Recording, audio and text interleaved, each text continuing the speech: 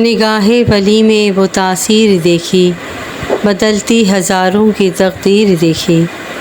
حضور غوث پاک رحمۃ اللہ علیہ کی ایک بہت ہی خوبصورت کرامت۔ ایک غمگین نوجوان نے آ کر بارگاہ غوثیت میں فریاد کی، حضور، میں نے اپنے والد مرحوم کو رات خواب میں دیکھا۔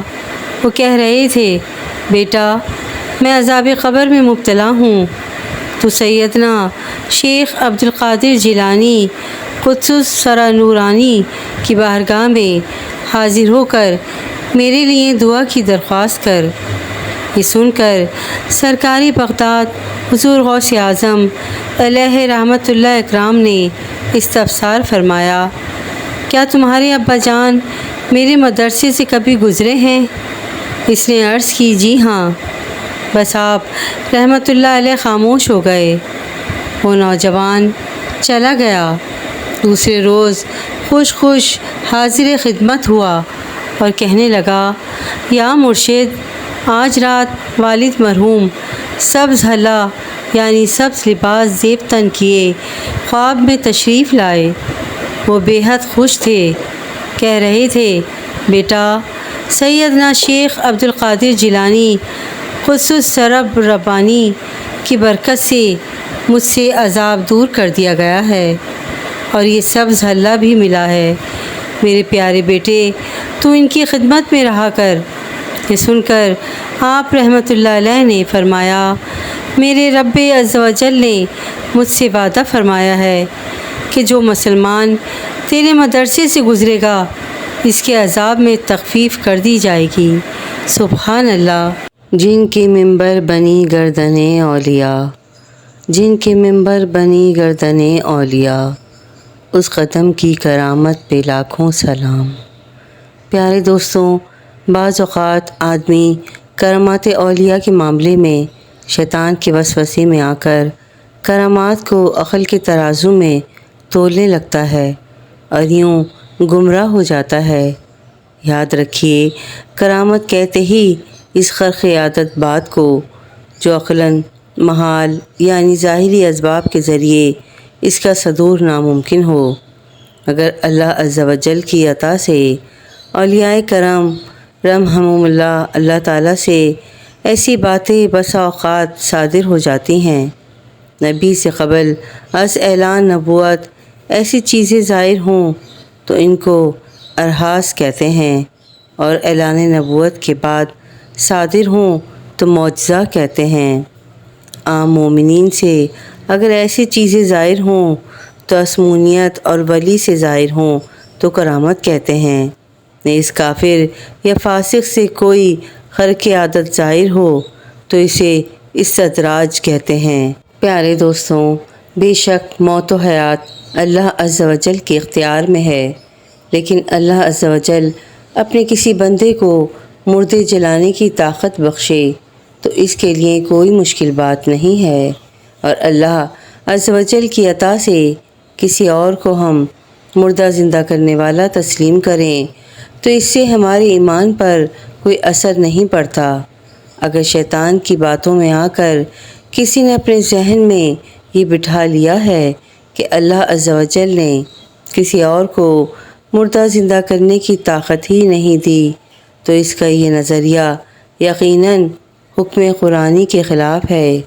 دیکھیے، قرآن پاک حضرت سیدنا عیسیٰ روح اللہ علی نبینا و علیہ الصلاۃ والسلام کے مریضوں کو شفا دینے اور مردے زندہ کرنے کی طاقت کا صاف صاف اعلان کر رہا ہے، جیسا کہ سورہ آل عمران کی آیت نمبر 49 میں حضرت سیدنا عیسیٰ روح اللہ علی نبینا علیہ الصلاۃ والسلام کا یہ ارشاد نقل کیا گیا ہے کہ میں شفا دیتا ہوں، مادرزاد ہوں، اور سفید داغ والے یعنی کوڑھی کو، اور میں مردے چلاتا ہوں اللہ عز و جل کے حکم سے۔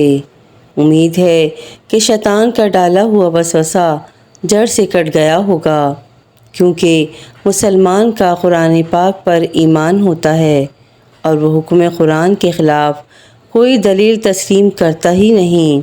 بہرحال اللہ عز و جل اپنے مقبول بندوں کو طرح طرح کے اختیارات سے نوازتا ہے اور ان سے ایسی باتیں صادر ہوتی ہیں جو عقل انسانی کی بلندیوں سے وراء الورا ہوتی ہیں۔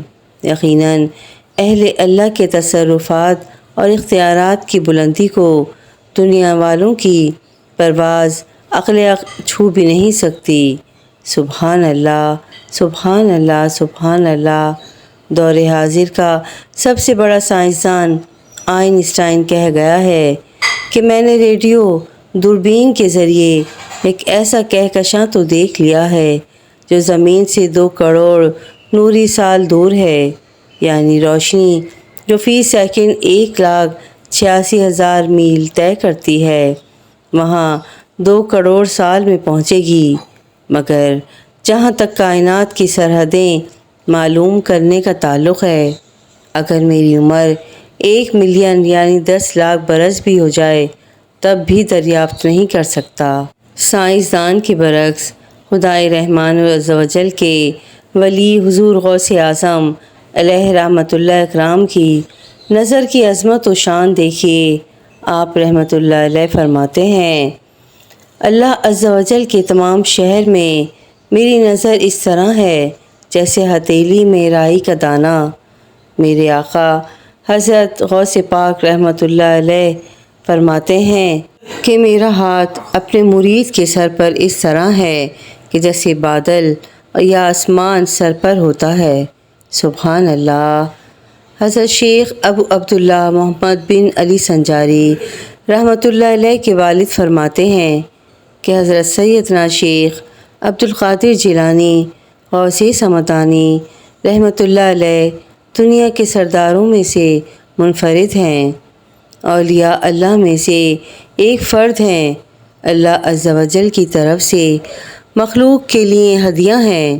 وہ شخص نہایت نیک بخت ہے جس نے آپ رحمۃ اللہ علیہ کو دیکھا۔ وہ شخص ہمیشہ شاور ہے جس نے آپ رحمۃ اللہ علیہ کی صحبت اختیار کی۔ وہ شخص ہمیشہ خوش رہے جس نے حضرت سیدنا شیخ عبد القادر رحمۃ اللہ علیہ کے دل میں رات بسر کی۔ سبحان اللہ، سبحان اللہ، سبحان اللہ۔ حضرت شیخ ابو محمد عبداللہ فرماتے ہیں کہ ہمارے امام شیخ الاسلام محی الدین سید عبد القادر جیلانی قطب ربانی غوث سمدانی رحمۃ اللہ علیہ ضعیف البدن، میانہ قد، فراخ سینہ، چوڑی داڑھی اور دراز گردن، رنگ گندمی ملے ہوئے ابرو، سیاہ آنکھیں، بلند آواز اور وافر علم و فضل تھے۔ سبحان اللہ، سبحان اللہ، سبحان اللہ۔ کیا ہی بات ہے ہمارے پیارے حضور غوث پاک رحمۃ اللہ علیہ کی، اور کیا ہی کرامات ہیں ہمارے حضور پاک غوث پاک رحمۃ اللہ علیہ کی۔ اللہ پاک ہم سب کے دلوں میں حضور غوث پاک کی محبت عنایت فرمائے اور ہم سب کی پریشانیوں کو حضور غوث پاک کے صدقے دور فرمائے۔ آمین، اللہم آمین۔